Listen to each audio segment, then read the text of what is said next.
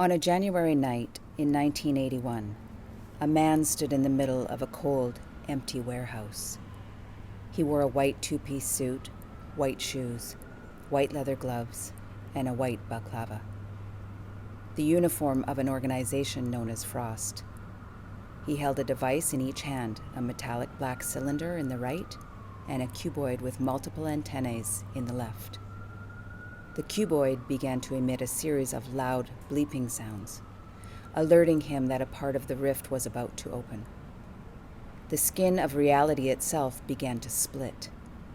Thousands of tiny creatures spilled through the tear, and it closed just as quickly as it opened. The beeping from the cuboid subsided. The alien beings lay dormant on the floor around the operative. He leaned down and picked one up. Upon examination, it looked almost exactly like a butterfly, but its abdomen was fleshy and similar in appearance to the back end of a maggot. All at once, the aliens regained consciousness. They began to glow a bright neon red.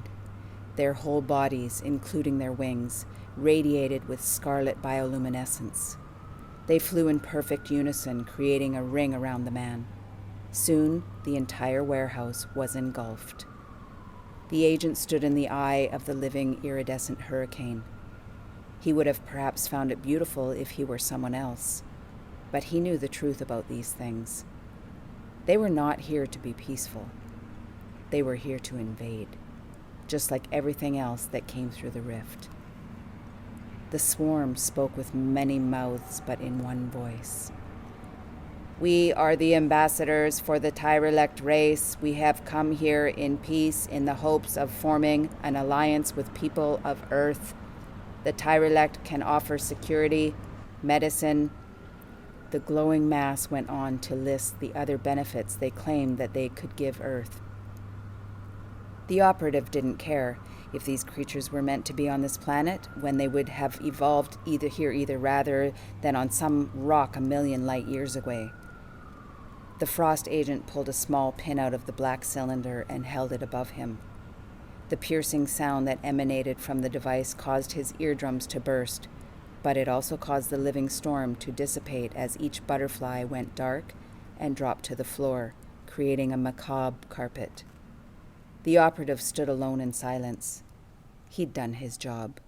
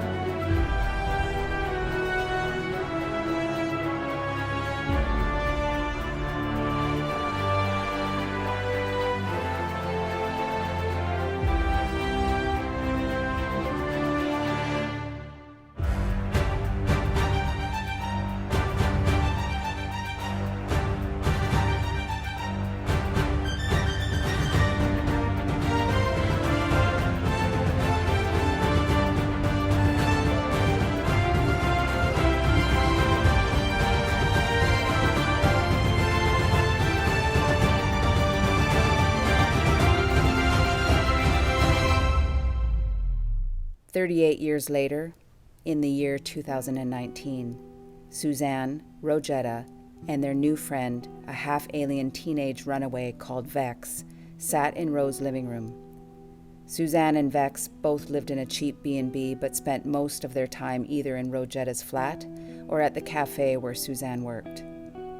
It had been 3 days since Vex had joined the two women, as they all had the same goal: finding this world's Shadowwood. They were currently working on their newest and biggest lead. They had confirmation that there was a version of Shadowwood's boss, Norton Folgate, living in the parallel universe that Suzanne was stuck in. If they could find him, he could be the key to locating this world's iteration of Shadowwood, and by extension the key to getting back to the Prime Universe.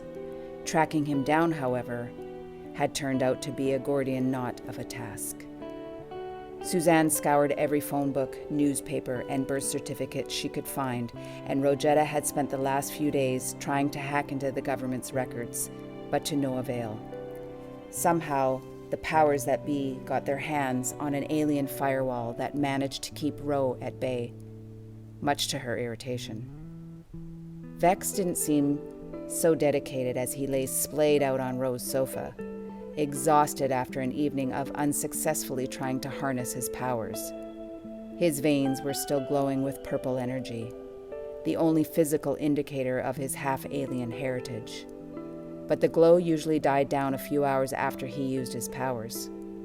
Suzanne tried to make conversation, but his headphones were placed firmly in his ears. She noticed that the headphones were connected to an extremely high-tech portable radio. "Where did you get that?" Suzanne inquired. "Oh," replied Vex, taking one headphone out. "I was given it by someone I used to work for. Before I went to live in Alien Avenue, I spent a month or two helping out at a sort of underground auction. It sold extraterrestrial tech and artifacts and stuff. It was so that the aliens could sell to other aliens rather than the government getting their hands on things and use them to annoy Rogetta." He chuckled whilst gesturing towards Ro, who was typing with such force that you'd expect the keyboard to break at any moment. It probably didn't help that she drank about 8 mugs of coffee in the last 2 hours. All of a sudden, the chorus of clicks went silent. Ro took a deep breath and triumphantly presented the laptop to the others. "You're a genius, Ro," praised Suzanne. "Well, if you were to compare my capabilities to what's considered genius intellect on Earth, you would be correct." Suze was shocked by the rare display of admittedly earned smugness from Rogetta. The keyboard suffering continued, as Rogetta got back to it. It took her no time at all to locate every Norton Fulton in the UK. It wasn't exactly a common name, and someone living just outside of Guildford popped up on the list. Suzanne's long canvas coat, Ro's neat navy blazer, and Vex's badge emblazoned leather jacket were all liberated from the coat hanger and put on their respective owners. The trio made their way down to Rogetta's car. Suzanne felt as if she was closer to getting home than she'd ever been. When they got to the address from the government databanks, they found a large bungalow sat on top of a hill. The bungalow was an odd sight. Its white paint peeling away, and all the blinds were closed despite there not being anyone around for miles. There was a van parked outside, but rust seemed to have eaten parts of it away. Suzanne thought she could see a deck chair next to the door, but it was impossible to tell due to the swaths of long grass that had grown out of control over the years. "Oh, God!" remarked Vex, looking out the backseat window. "We're not going to find a dead body in there, are we? Because I don't mean to be rude, but it doesn't seem like Norton's been out of that house in a while." Ro motioned towards a pair of eyes peering out from behind the blinds. "He's alive, or at least someone in the residence is. Look." "Norton is many things, but I'd never describe him as creepy. This isn't like him at all," pointed out Suzanne. "We don't know if personality traits can be shared across dimensions. You described your universe's versions of me as a deceptive warlord, and I'm quite the opposite. In fact, I think we might have been a bit naive in assuming that Norton would..." Suzanne cut her off. "All right, Ro, I get what you're trying to say. We've come this far. Let's just have a look, okay?" Suzanne saw this as her last chance at getting home. She wouldn't let Rogetta take that from her before they even got out of the car. They left the vehicle and waded through the grass towards the bungalow. The top of the hill was quiet, other than the sound of the night breeze, so they could hear whoever was inside hastily knocking that door. Vex picked up a doll from the masses of unkept greenery. It was damaged after years of exposure to rain and light. "This is too weird for me, seriously. If I see one more spooky thing, I'm taking the car and I'm leaving you here." "That wouldn't be possible, Vex," Rogetta refuted. "The car is calibrated to my bio stamp. If anyone other than me touches the steering wheel, then a Category 3 audio deterrent device gets activated." The boy broke into laughter at this revelation. Who in their right mind attaches sonic defenses in a third-hand Ford Fiesta? Oi, don't be cheeky, Suzanne joked. I was driving a Fiesta the whole time I was traveling. Vietnam, Thailand, Malaysia. The thing took me everywhere. Ro just has good taste and paranoia about her stuff getting stolen. Rojetta glared at them both. As much as I try to appreciate Earth humor, I don't appreciate it at all being at my expense. We're just kidding, Vex half teased. And I'm not, stated a rough voice from inside the bungalow. The voice was different, but it was definitely Norton's. A few seconds later, the barrel of a hunting rifle emerged from the cat flap. I grew up in a countryside. I know what a rifle looks like, Suzanne said, unimpressed. She leaned down and snapped the barrel. It was plastic. Come on, Norton. Let us in. We just want to talk. That's what they all say, so piss off! Suzanne had done a few raids with Shadowwood, so she knew how these situations played out. She decided that she'd skip the negotiation phase and took out her pistol, pointing it through the cat flap. All right, I get the picture. They could hear Norton fumble with the lock before the door swung open. The man who opened the door looked like Norton, but was older, much older. In Suzanne's world, Norton didn't age or die. She didn't know why, but he just didn't. Something was wrong. The interior was massively at odds with the outside. Other than the abundance of empty beer bottles, the place was spotless and well cared for. Norton began to rant as they entered his home. You know, your new coordinator said she'd stop sending these goons around my house. I've hardly left this place in 37 years. I've done everything like I've been told. F.R.O.S.T has really gone downhill, let me tell ya. We are not associated with F.R.O.S.T, Mr. Folgate, corrected Rojetta. Oh no? Well, who are you then? My name's Suzanne. She's Rojetta, and he's called Vex. We've come to talk to you about an organization called Shadowwood. We think you might have worked with them in the past. Nope, never heard of them, Norton denied. Suzanne and Ro continued to interrogate the man, but Vex's attention was drawn elsewhere. Through a gap in one of the blinds, he could see red neon lights slowly becoming brighter and brighter. He opened the blinds to see 6 luminous butterflies with bodies of maggots crawling along the window pane. Hey, I think you'll want to see this. Vex attempted to alert the group, but he was ignored. He watched as more and more of the creatures flew into the window, illuminating him with their scarlet glow. He stood there mesmerized until he realized that the view of the outside was completely blocked out by a wall of fangs crawling over each other, desperate to get in. Something's not right here, Vex shouted. They all turned to see, but Norton looked particular horror. Oh shit! Turn everything up! Everything that makes noise! Turn it on! Turn it up! The man yelled. Ro ran over and switched a record player on. Suzanne turned up the TV and Vex took out his radio. The window was beginning to crack with the weight of the alien bugs. It won't be enough to stop them, but it'll confuse them. Let's get out of here! Norton hollered over the blaring devices. As they ran out of the bungalow, Susan heard the swarm burst through the window. It sounded as if they had begun to tear the whole building apart. They dashed through the long grass and piled into the car. Norton, what are those things? How do you know about them? And what the hell is going on? Shouted Suzanne. I'll explain once you drive me to Guilford and get me into a goddamn pub. About 10 minutes later, they strolled into the old familiar. The pub was your standard chain ordeal. The bar was manned by a group of unhappy 20-somethings, and the noise level stood on the brink of bearable. After a long wait, Suzanne came to the table with Norton's drink.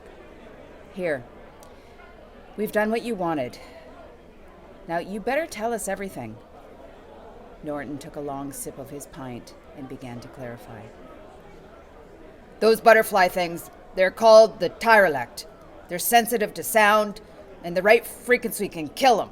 Stone dead. That's why I told you to take me here. Guilford on a Friday night will be way too loud for them. For now, at least.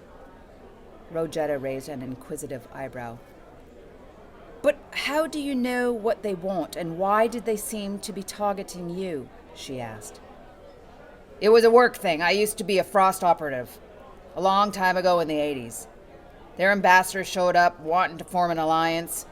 You see, whenever an advanced civilization meets a less advanced one, the less advanced species suffers, and that's just how it is. I was paid to protect us from that. Now, every couple of years, a new swarm comes after me to try and get revenge. Usually F.R.O.S.T defends me, but this time, I've got you. You've got that wrong, Vex grimaced. The way F.R.O.S.T treats us, he paused. The way they treat the aliens is evil. No way are we going to help you. The child is right. We will not be your bodyguards, added Ro. No, wait, shouted Norton as the others got up to leave. If you help me, I can help you. I know about Shadowwood. The three stopped in shock. Yeah. I worked for them for a while before I worked for F.R.O.S.T. They dealt with the stuff that came through the rift. I'll tell you everything you need to know, but first, you've got to protect me from the swarm, he pleaded desperately. Vex and Ro turned to Suzanne. She didn't have a genius-level mind or alien superpowers, but she was their leader, so she had the responsibility of making the big decisions. Okay, we'll help you, but just this once. But if you slip up, we'll hand you over to the tyrilect. You got that? Understood. They sat back down at the table. Norton reached for his drink, but Suzanne pulled the glass away from him. He scowled before divulging his plan. I couldn't help but overhear you saying that your car had sonic defenses, he started. The thugs from F.R.O.S.T usually use sonic cannons to fight off the tyrilect. Maybe we could repurpose the tech you've already got and turn it into a weapon. Rosetta began to panic at the thought of it. No, that's out of the question. I won't have my creation used as a weapon, she affirmed strongly, but underneath the table her hand was shaking. She could feel Suzanne put her hand on top of her for reassurance. It's all right, Ro, Suzanne promised. Maybe we don't have to make a weapon. Could you make something that could just contain the swarm long enough for us to talk to it? Like a sound-based electric fence? Vex could see Rosetta building the machine in her mind. Yes, I could. It would take me no time at all to assemble such a device. All you would need is to create one emitter and 3 reflection panels to create a triangular sound wall around the tyrilect and contain it. Ro excitedly began to scribble down the name of various mechanicals onto a napkin. We could get most of the additional parts needed from one of my usual sources that's just down the road from here. There is one problem, however. What is it? Asked Susan. One of the pieces required is a crystal triptorizer. Earth is the only one in the early stages of developing that technology, so it won't be easy to find. What about on other planets? Asked Vex. Are they easy to find there? Yes. Any intercellular communication requires one. There was likely one in your radio before it was destroyed. Well, if they're that common, we could go and see if the auction I used to work at has any. There's one every night, and they sell basically everything, Vex suggested. Well, then that's the plan, decided Suzanne. Ro and Vex, you go to the auction to get the crystal thingy.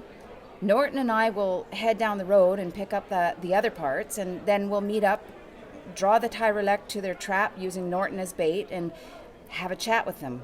Sorted. We'll have it over by the end of the night. After exchanging phone numbers, the group went their separate ways. Norton and Suzanne approached the dodgy-looking computer shop that Ro had recommended. An open 24/7 sign flickered in the inside of the shop front window. Beneath that was a poster. Suzanne had seen a few of them with the same design around town. It showed a crossed-out alien face and the words, "Earth First." It took a few moments for the shopkeeper to notice that the two had entered the shop, and he was distracted by his phone. "Oh, hi," said the shopkeeper, apparently surprised by their presence. "Can I help you?" No, it's all right. We've got a list Rosetta sent us." "Ah, I'll put it on her tab. She's a good customer, a bit weird, mind you, but she used to do the lights and stuff for the Rift Raiders. Didn't she?" "Yeah, something like that," Suzanne answered. "I like your poster, by the way," commented Norton. "Thanks. Yeah, we had a few complaints about it, kids mostly. Are you a member of the F.R.O.S.T? The shopkeeper asked. No. I've never had time for activism, really. I'm glad people like you are out there and talking sense. It feels like the whole world has gone mad sometimes." Suzanne shot them her infamous glare, and the conversation died down. She didn't know too much about F.R.O.S.T, but she'd seen a few of their posters, and the name wasn't exactly subtle. They were obviously some sort of alien hate group. Norton and Suzanne picked up a basket each and walked into the large room full of computer parts. Elsewhere, Rosetta and Vex were just about to enter a rather empty chip shop. "Remember what I said," Ro instructed. "Don't leave my sight. Don't use your powers unless absolutely necessary. Don't start any fights." "I can take care of myself," interjected Vex. "Suzanne realizes that, but for some weird reason you don't. I ran away almost 2 years ago, and I've pretty much been fending for myself the whole time. I thought you, of all people, would understand what it's like. I've spent my life being told to not use my powers, being told to reject half of who I am, and I'm sick of it. So just stop treating me like a kid." "Vex, I know what it's like to be involved in these sorts of circumstances at your age. I spent most of my teenage years on a refugee ship. There are things that will happen to you now that you'll believe in to be inconsequential, but they'll affect you for the rest of your life. I'm just trying to protect you." "Well, I get that, but I'm just not like you, okay? I don't want to spend my whole life pretending to be human." Rosetta stood, not speaking, trying to suppress the anger that the boy had stirred in her. "I hide because I must," she finally hissed. "There are forces from my planet that will stop at nothing until everyone that is like me is dead. Do you understand what that means?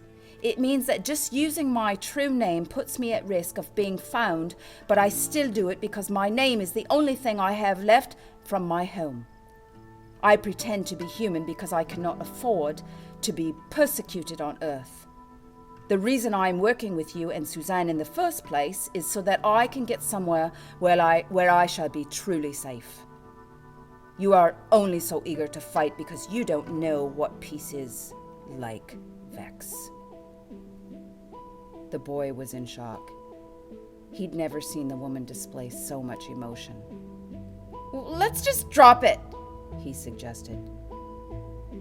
Vex still thought that he was in the right, but it was clear that he was upsetting Rosetta, and he didn't want to push her any further. "Look, I'll go talk to Tom in the chip shop, and he'll let us through into the basement where the auction is, all right?" Ro nodded, and Vex stepped inside. Norton and Suzanne had been sifting through the boxes of machinery for a few minutes, checking off Rosetta's shopping list. "Why are you helping me, really?" Norton queried. "Well, because you have information about Shadowwood, and because I think you should try to give everyone a chance," Suzanne replied absently. "Sure," Folgate doubted. "Those might be some reasons, but that's not all of them, is it? So go on, what's the big secret?" "You wouldn't believe me," Suzanne stated. "Try me." "Okay, fine, if you really want to know the truth. I'm from a parallel universe, and I got stuck here after a mad science experiment went wrong. I came to find you because I'm friends with you in my world. I hope that you could help me and send me back home, and when you tell me where this universe Shadowwood is, then, well, you very well might do that. Do you still believe in me?" Norton shrugged. Suzanne decided to continue talking, mainly because it had been so long since she'd spoken about how she felt. Bex and Ro had so much going on in their lives, and she didn't want to add to it, but after everything they were doing for him, Norton owed it to her to listen. "I also hope that you would be like him, like my Norton. I wanted something here to be the same, but you two are nothing alike. All you have is his face, and even then, you look much older than my Norton would never, and he would never, ever work for the likes of F.R.O.S.T. That was years ago. Not exactly their biggest fan these days," the man revealed. "What do you mean?" "Why do you think I spend all my time in that bungalow? It's not by choice. I'll tell you that much. About a year after the whole thing with the tyrilect ambassador, they did something that really pissed me off. Then I retaliated, and now I'm under house arrest." "What did you do?" "It doesn't matter. Let's just get to all the parts before the tyrilect find me again," Norton insisted. "No, Norton. I've let you keep what you know about Shadowwood, but if you've done something that managed to scare F.R.O.S.T, then I need to know what it is. I need to know that you aren't at risk to me and my friends." "Well, you're a rough, tough woman, Suzanne. If it's necessary, then I'll tell you. F.R.O.S.T took my daughter. One day I was out on the mission and I came back to the bungalow and they were dragging her away. I fought them off, even killed a few, but they kept coming. Eventually they managed to take her, and I don't know where or why. But then the coordinator of F.R.O.S.T at the time showed up and injected me with something and put me under house arrest. Not long after that, the swarm started showing up. F.R.O.S.T protected me, and that was part of the deal, but they still never explained anything to me after all these years." Suzanne wondered whether the injection was the reason why Norton was much older in this universe. Perhaps it changed him, took away his immortality. It was the best theory she had. She was about to offer him sympathy. After all, he had lost his daughter. But then, she realized that he continued to hold F.R.O.S.T values of intolerance. He still perpetrated the ideas that probably led to F.R.O.S.T being set up in the first place, that led to innocents, human and alien alike, being hurt. She remembered the cries of the men killed by the sabotage bomb in Alien Avenue and the treatment of the Rift Raiders' prisoners. F.R.O.S.T was behind it all, and Suzanne would give no solace to a man that would gladly facilitate those actions, had he not been personally affected. She continued looking through the boxes in silence. Rojetta had expected the auction to be in some grimy underground black market, but instead, she and Vex were sat in a large yet cozy room beneath the chip shop. The room seemed to be modeled after a 1920s speakeasy, complete with a jazz band playing upon a stage. The patrons of the unconventional venue were all well dressed, in tuxedos and the like. All of them were also aliens, in their true form, not making themselves appear human. Behind the band on the stage was a ginormous trove of outer space paraphernalia. Nestled between a Trax blaster and a large book wrapped in chains was the component that they were after, a crystal triptolizer. Ro and Vex pooled their money together as the jazz band departed and the four-armored auctioneer got up onto the stage. "Good evening," the auctioneer announced. He opened his mouth to start the night sales, but no words came out. He stared in pure fear at the back of the room before dashing off stage. Ro turned around to see what sparked the panic. A dozen men stood at the entrance of the speakeasy, dressed in pure white suits and white balaclavas. The room burst into chaos. An echo chamber of shrieks and screams as the aliens tried to escape, only to be beat down by extendable batons. The F.R.O.S.T agents descended upon the hysteric crowds, pummeling anyone that got in their way. Vex grabbed Rojetta's hand. "I know a way out of here, come on!" Vex dashed across the room, dragging Ro behind him. Her eyes were strangely distant and unaware. They scrambled onto the stage and the boy darted off through one of the wings. Rojetta went to follow, but found herself thrown to the floor after something impacted the side of her head. A F.R.O.S.T operative stood above her, bloodied baton in hand. "You have been found violating the assimilation accords," he barked. "You will be taken to a detention center for an indefinite amount of time. Do you understand?" Rojetta lay motionless. She always knew this time would come. Deep down, she knew. No matter how strong she was, she couldn't fight a force like this. All these years running and hiding, rendering meaningless in one moment. She was going to spend the rest of her life confined. A wave of pure energy pulsed from the side of the stage, engulfing the agent and hurling him into the wall. The blast snapped Rojetta's mind back into reality. She pulled herself up and grabbed the component they needed from the pile. Vex stood in the wing, his hand outstretched. His veins were radiating with bright violet light. "Thank you," spoke Rojetta. She looked back. None of the other operatives seemed to have noticed what happened. They were too caught up in the brawl that had broken out between them and the aliens. Ro, again, went to leave, but Vex couldn't seem to walk. He took about 2 steps before he buckled over and collapsed. Rojetta hoisted him onto her shoulder and carried him the rest of the way, out of the speakeasy. The exit took them out the back of the chip shop, and Rojetta set the boy down to regain his strength and texted Suzanne, alerting her about the situation. F.R.O.S.T had taken over the street at the front of the shop and had begun hauling incapacitated aliens into armored vans. Rojetta was powerless to do anything about it. Even she managed to fight a few of them off. She had no clue how many agents were on their way, and the idea of facing an authoritative force would just send her into a blur like it did in the speakeasy. Suzanne and Norton came running down the alley. "Is Vex all right?" asked Suzanne, carrying the parts for the trap in her duffel bag. Rojetta confirmed that he was. Vex was still passed out and still burning with energy, but he was okay. Norton looked down at him, his face marked with disgust. "He's an alien, isn't he?"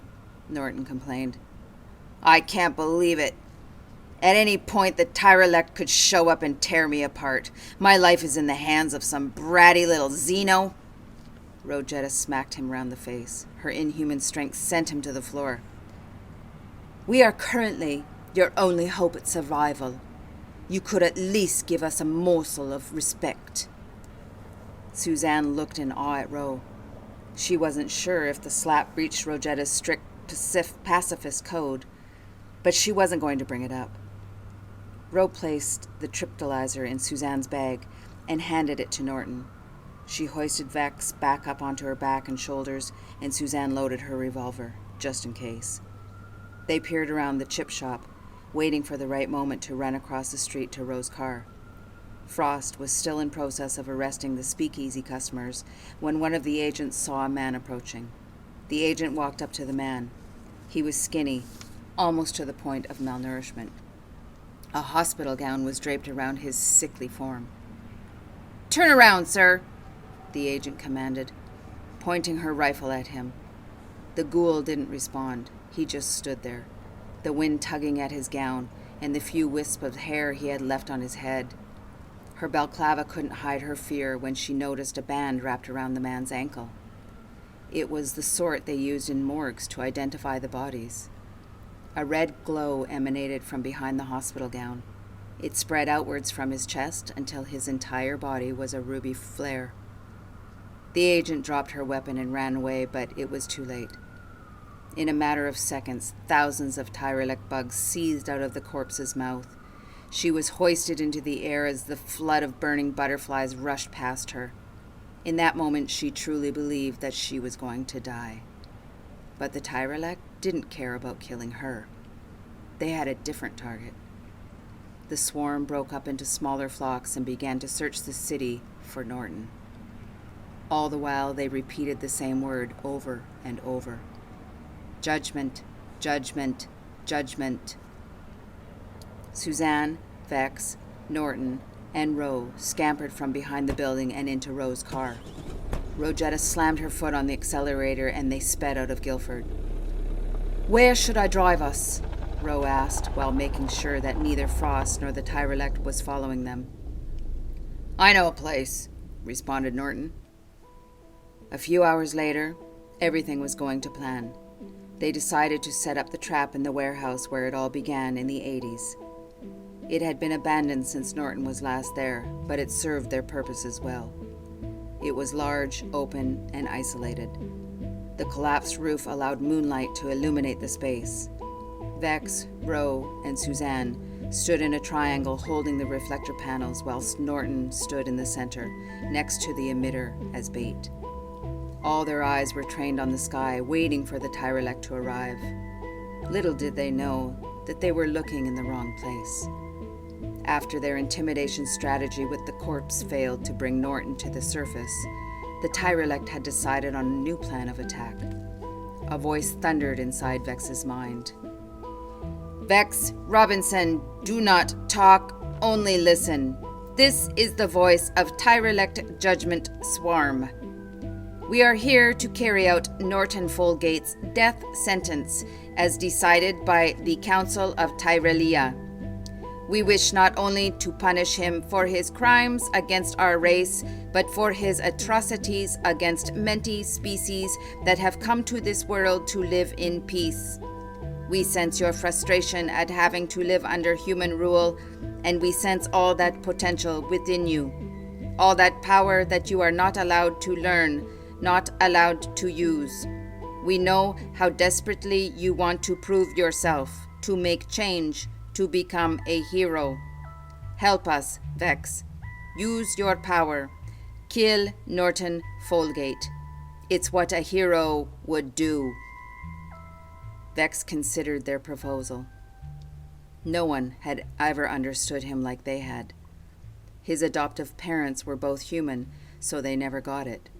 Neither did Tochel, his other parental figure. Even Suzanne didn't fully understand, not that she didn't try to.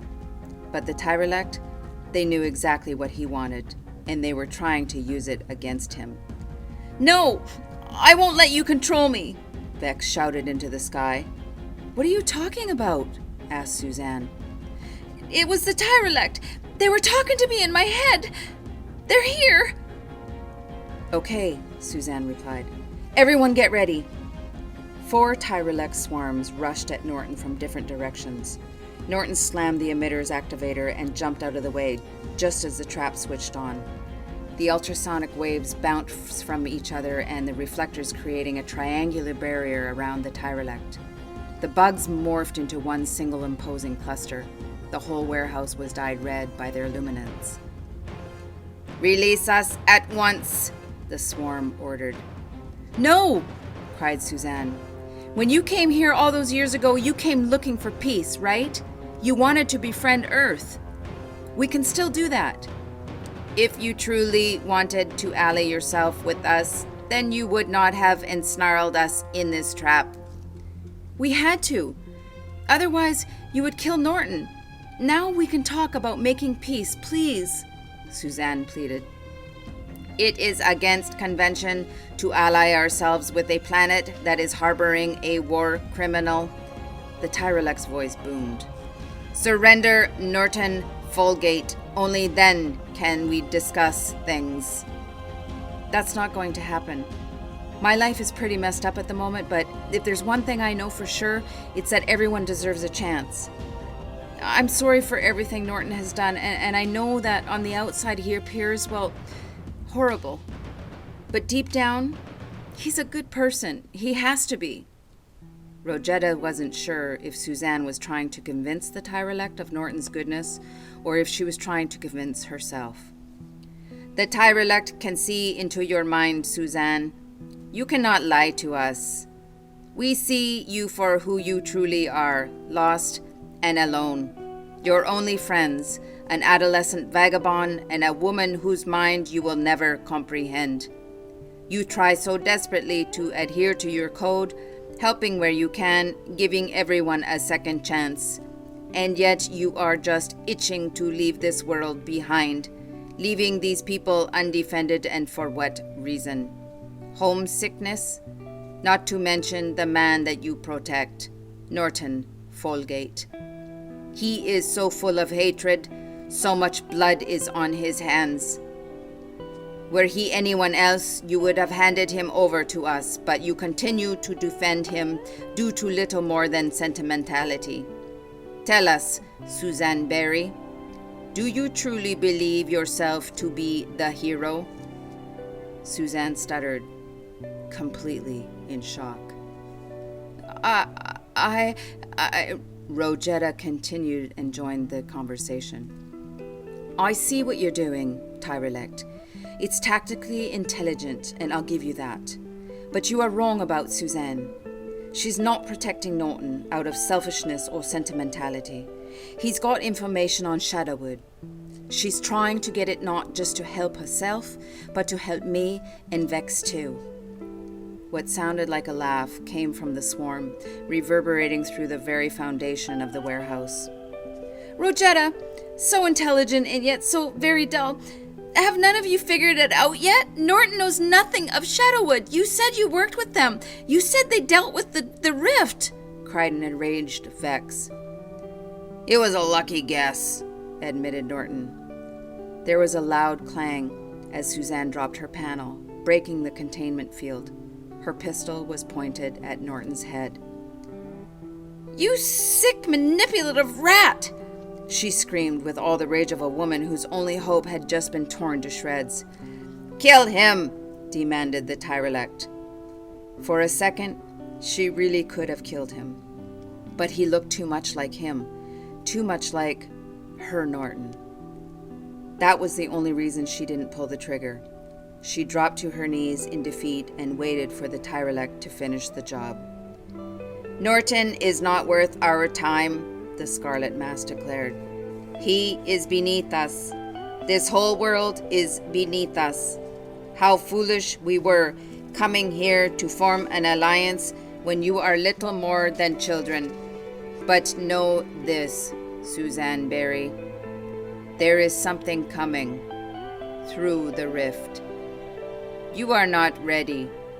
None of you are. A blinding spark engulfed the swarm, and then they were gone, back through the rift. Get the hell out of here! Vex shouted. Norton did as he was told and ran off. Suzanne, with tears in her eyes, looked up at Ro. If there's no Shadowwood, then there's no way home. I'm so sorry I've let you both down. I don't know what to do, she whimpered. Rosetta and Vex embraced the woman as the morning light began to shine into the dilapidated warehouse. By the mid-afternoon, Norton had finally climbed up the side of his hill. He found that the tyrilect had rendered his bungalow little more than rubble. F.R.O.S.T agents were picking the wreckage like vultures. Sat on top of the remains of a sofa was a woman dressed in a long duster jacket. She was playing childishly with the doll that had been discarded in the grass. I can explain everything, Norton called out to the woman. Oh, I'm sure you can, she replied, in a voice that was slightly too calm. When I took over as F.R.O.S.T coordinator, they told me that you would be a hassle. But this is just silly. I'm afraid you can no longer be trusted to behave well in the outside world. We are going to have to take you somewhere where we can keep an eye on you 24/7. No, I know what you'll do. I don't know where you'll take me. Give me another chance, the man pleaded, but when a F.R.O.S.T agent grabbed his arm and twisted it behind his back, he knew it was too late to argue. The coordinator continued to talk, either unaware or uncaring of Norton's concerns. Before we take you away, I think you should tell me about those people you were with, don't you? They've been causing me and the good people at F.R.O.S.T quite a bit of trouble. I caught them sneaking around the Rift Raiders. I even tried to blow them up myself, but for some reason, I can never quite get them. So, go on. Tell us everything you know, Dad.